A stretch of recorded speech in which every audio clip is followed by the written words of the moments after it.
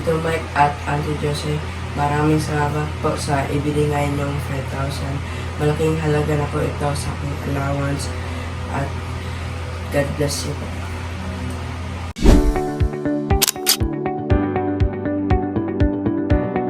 Bye! Yung ginagawa ni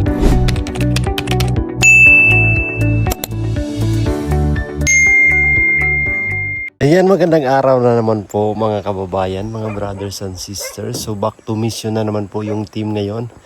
At nandito kami sa napakagandang lugar na naman mga kababayan. Ayan o. Nandito kami ngayon sa kabundukan sa Mapula. Sa barangay Mapula, sitio Mangod. Ayan mga kababayan, kung naalala nyo kung saan kami nag-shooting. So nandito kami ngayon. Ayan. So may gustong tulungan si Sir Paul dito mga kababayan kasi nakikita niya yung kahirapan dito sa yan. Tingnan niyo po mga kababayan doon. So doon kami nag-shooting. So may isang pamilya kasi dyan mga kababayan na nangangailangan din ng tulong, no? Naawa si Sir Paul. Kaya sabi niya hintuan daw namin para mabigyan ng tulong ang magpamilya na nandyan mga kababayan. So ayun nga, huminto kami. So nandoon si Sir Paul at saka si Ralph. So nandito kaming tatlo, si Madam wala pa mga kababayan. Sa susunod na araw pa yan. So gusto kong i-share sa inyo mga kababayan ang lugar dito na napakaganda, napaka-presko ng hangin, napakatahimik, sarap mamuhay dito. Ayan, kasi napakagandang lugar. So ipakita natin ng maayos po para kayo nandito kasama namin. So ayan po mga kababayan, kita nyo po yung mga bundok na yan. So nasuong na namin yan mga kababayan. Merong isang sitio doon na malayo. Yun yung sitio Lipa at saka Damilag. So nasa tuktok ng bundok yun mga kababayan, medyo malayo. So taga-dyan yung mga scholar, isumin natin po para maano nyo, maaninag nyo yung sitio. Ayan, zoom pa natin ng konti. So ayan mga kababayan, no? Yan yung sitio Damilag. So medyo sa taas naman, yun yung sitio Lipa kung tawagin. Ayan, dyan kami nilalakad sa ano na yan, no? O, yan yung sitio po mga kababayan. So meron pa kaming dalawang sitio dyan na hindi napuntahan. Yung sa likod ng tuktok na bundok na to, dyan. Pero dito kami dadaan sa may Lipa. So dalawang sitio dyan, yung tinatawag nilang na satellite. At saka yung isa nalimutan ko po. Malayo na po yan mga kababayan. Puro bundok na yan dyan. Napakalayo, pero pinupuntahan pa rin namin mga ganyan. So nandito kami ngayon. Ayan, ito yung natira namin ng tulong po. Kita nyo po yung simpleng buhay dito po mga kababayan. Ang lugar napakaganda po.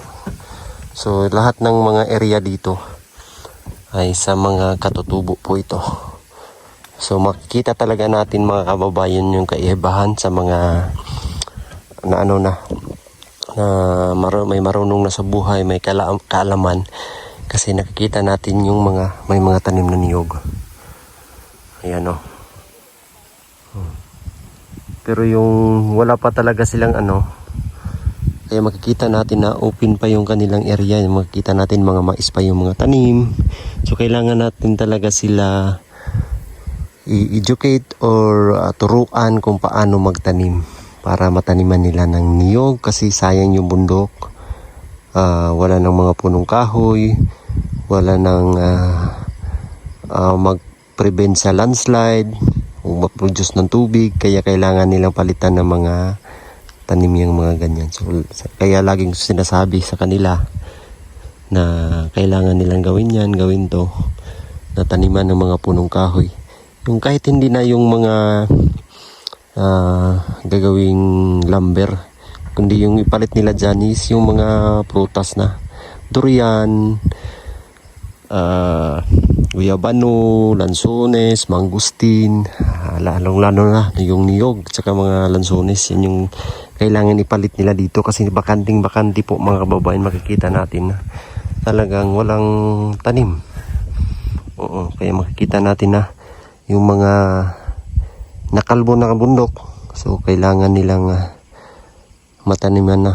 May makita man tayo ng mga iilan na may mga niyog. Ito dito, may mga niyog dyan. So, yung nagtanim na dyan mga kababayan is yung mga Bisaya na din. Yung mga katutubo ay wala pa talaga silang mga naitanim.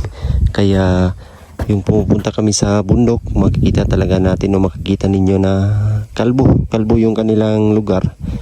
Kasi hindi pa nila na taniman ng mga prutas. So, tuwing kinakausap ko naman sila habang sila Sir Paul ay sa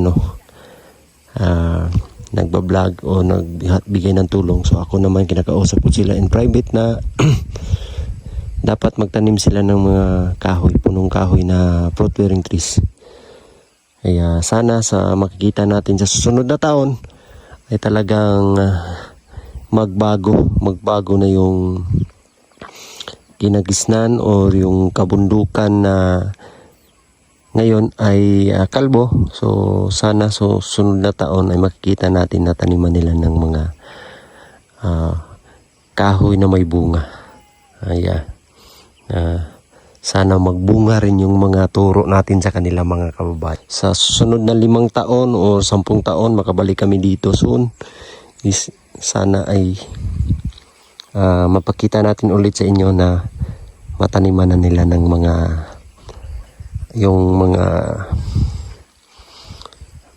fruit bearing trees. Sana nga mga kababayan. Ayan o.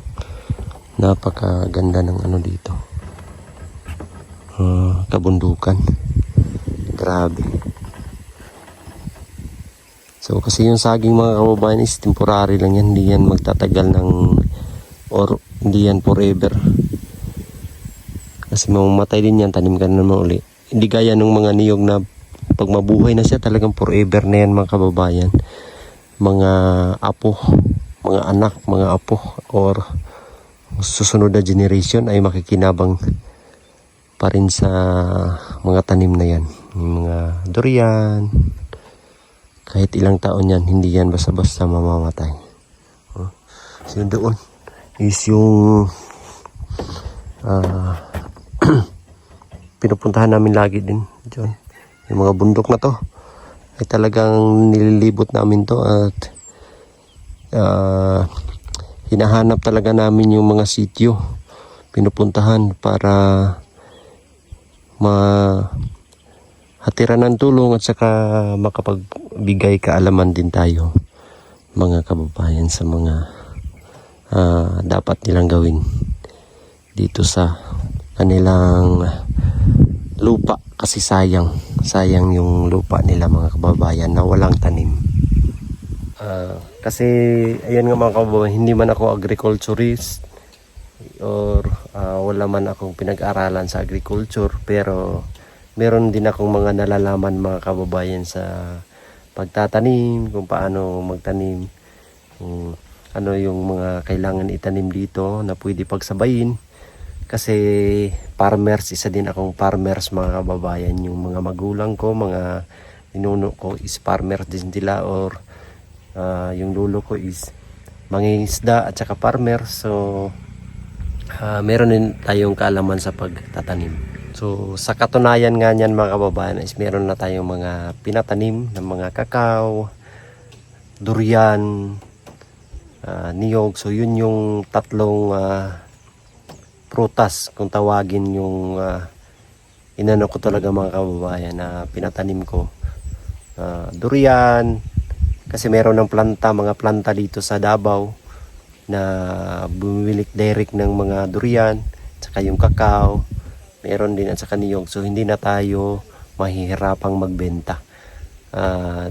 Yung presyo niya ay hindi na ganun kababa kasi meron na silang factory tawagin, kasi yan yung dinadala sa ibang bansa, particularly China, Japan, at iba't ibang bansa pa na ini-export yung produkto galing dito sa Pilipinas, lalong-lalo na dito sa Mindanao, dinadala ng ibang bansa, kaya mahal yung presyo. So yun yung mga pinatanim natin ng mga kababayan. So kung kulang na lang doon ay yung pag-aalaga, kasi kailangan yan alagaan mga kababayan habang maliit pa para hindi siya mamatay, kasi pag matabunan din yan ng mga damo, halaman, ay mamamatay, kaya sayang, tanim ka na naman uli. So kailangan din alagaan. So gagastos ka rin yan mga kababayan pag hindi ikaw mismo yung nag-alaga.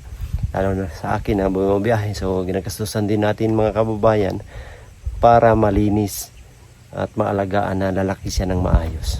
Kasi po iniisip ko din yung future mga kababayan, pag wala na kami dito or yung matanda na tayo, hindi na kaya na umakyat pa ng bundok at magmimisyon.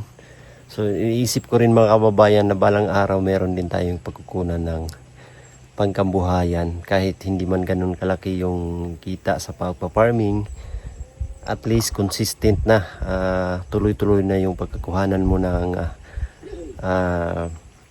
pangkabuhayan.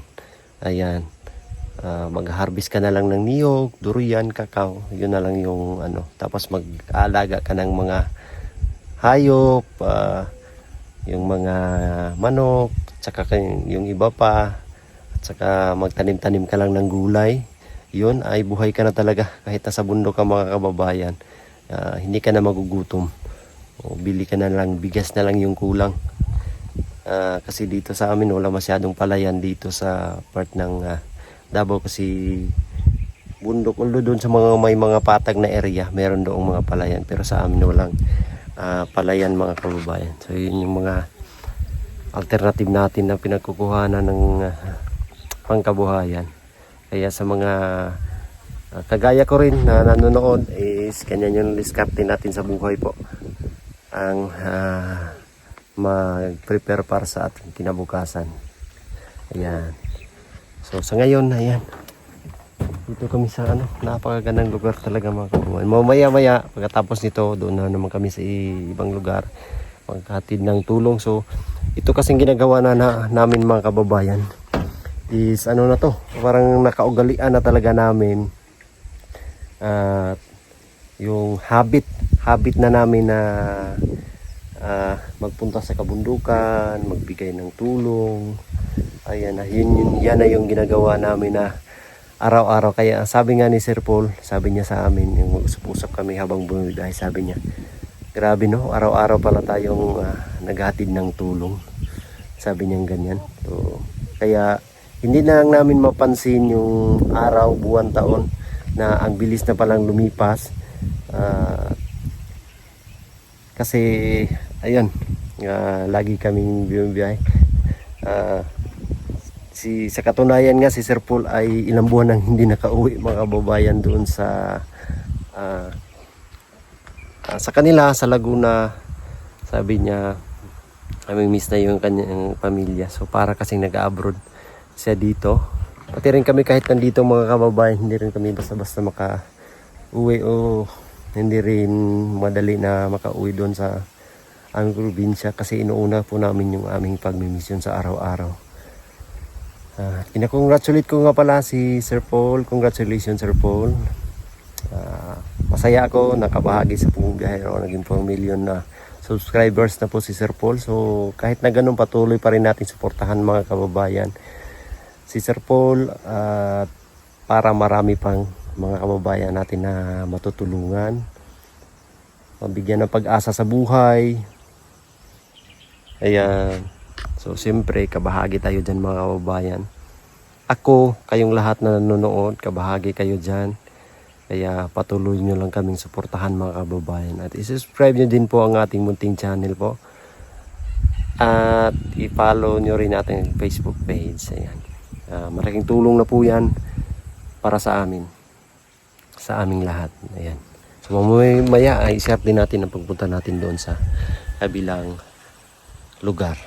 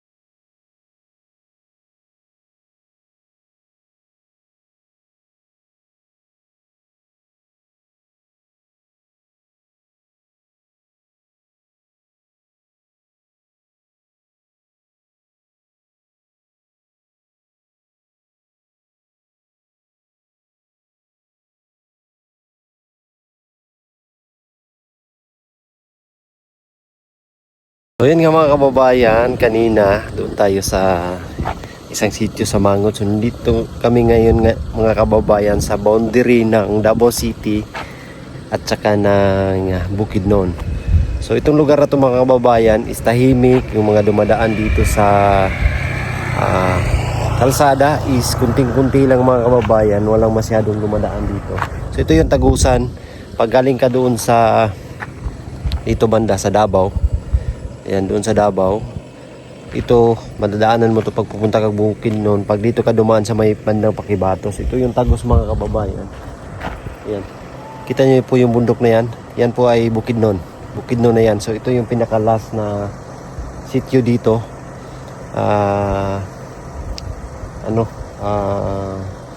Part ng barangay Salapawan yata, kung hindi ako nagkamali, o barangay Tapak yung part dito, kasi malaki itong area nila. So ito na yung pinaka-boundary po mga kababayan, at ang lugar dito po ay napakaganda, grabe.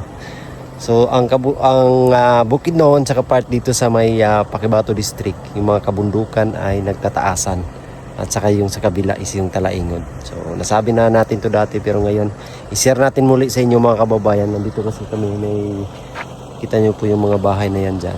So yan yung pinuntahan namin.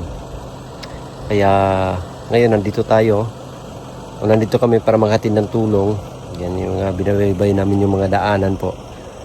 May makita kami na mga ayun, yung mga deserving na matulungan. So meron kami makita mga estudyante, mga bata, hinintuan namin mga kababayan. At ngayon nga ay i-share natin yung kagandahan ng lugar dito sa kanilang pamayanan. Ikita natin dito yung kabundukan, napakaganda. So ayun nga, i-share natin ng maayos. Yan po, so ito yung lugar nila dito mga kababayan. Nakikita natin kahit ganyan kalibdib yung mga lugar na yan, meron pa yung mga bahay-bahay sa loob-looban. Gaya niya, no? Oh, may bahay dyan, no? Kahit sa mga bundok doon, no, makikita natin sa dito na may mga bahay, ayun, kulay puti. Bahay po yan, kahit nasa liblib. Kaya dyan sila tumitira po is kasi dyan yung kanilang pamumuhay o pangkabuhayan, yung mga pagsasaka. Ang ganda ng tignan ng kabundukan. Napaganda po dito mga kababayan. So dito rin na side, ayan, oh. Wow, ang ganda, no? Nasa kay tuktok na. Meron pa din silang sakahan, yung mga mais. So dito makikita natin na side is may may bahay pa doon sa taas. Hirap siguro dyan mga kababayan pag bili ka ng mga bilihin is ayun, oh. Zoom in natin para makita nyo. Oh, may bahay doon sa taas mga kababayan, napakalayo na. Grabe yung paakyat pa lang doon is nakakahingal. Nakatira talaga sa bundok. Ayan, oh. Ang ganda dito sa lugar. Napakaganda. Dito meron na silang mga tanim na niyog. Kalaan ko, sir. Sige po, sige. Ayan. Oh, may mga bagong tanim na sila ng mga niyog. Yan, maigi po mga kababayan. Tinataniman nila ng mga niyog. Oh, dito, oh, malalaki na. Kunting na lang, mga nasa mga ilang taon na lang, mabunga na yan mga kababayan. Yung mga kabutihan o mabuting ginagawa nila sa pagtatanim. Kasi may hantayin sila pagdating ng panahon. Grabe yung lugar. Oh, dito naman na side, kabundukan ng Bukidnon. Ayun. Yan. Yung Bukidnon po ay kilala sa maraming mga produkto at saka sa mga kabundukan na nagagandahan. Parang New Zealand yan mga kababayan. Pag maikot nyo yung Bukidnon, daming napakagandang mga pwedeng pasyalan. Boundary ng Davao at saka Bukidnon.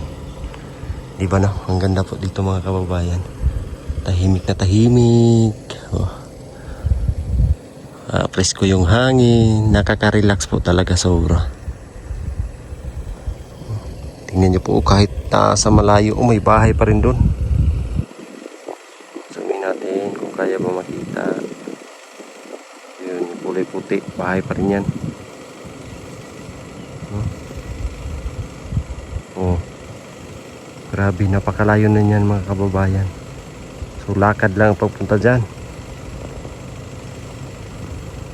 Napakalayo. Oh, wow. So dito naman ipakita natin yung kanilang bahay na simple. Dito tayo. Yung bahay nila na simple. Mga kugon lang, tapos kawayan. Pero dito na sila sa tabing daanan. Ayan. So sila Sir Paul doon na. Meron kami signal dito, Starlink. Ito yung simpleng mga bahay nila. Ito kahit yero na, pero ano pa rin, simple pa rin. Ayan. So walang nakatira dito. So dito meron yung mga sinaunang tahanan, meron pa din dito. Ganyan lang po yung mga bahay nila mga kababayan. Simpleng bahay. Tingnan niyo po yung abuhan. Napakababa na bahay nila. May mga kabataan dito.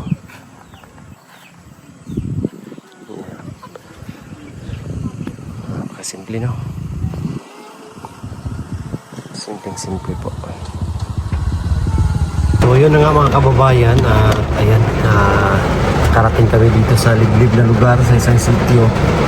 So bumabagyo na po mga kababayan at sila Sir Paul ay nandun pa. Hindi po yung mga bahay dyan na ano lang, yung sako-sako. Hindi talaga mapipigilan yung timbo ng biyahero kahit bagyo at lakas na ng ulan. Andyan pa rin, naghatid pa rin ng tulong po mga kababayan. Grabe yung patak ng ulan mga kababayan. Napakalak na parang butil ng mais. Nalaki ng patak ng ulan. Tuloy pa rin kami. So hindi naman tayo namamasa na dito tayo sa loob ng sasakyan. Sila lang. Meron namang dalang payong, nadala naman nila mga kababayan. Antayin lang po natin kasi after nito ay uuwi na po kami. Grabe yung ulan po.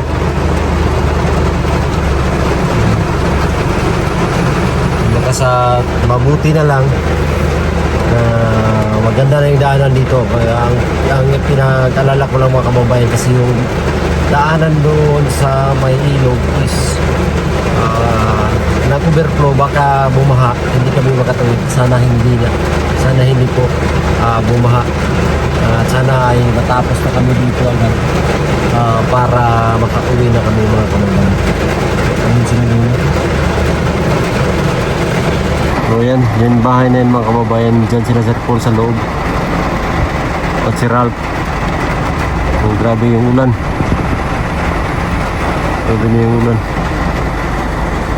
Andyan sila.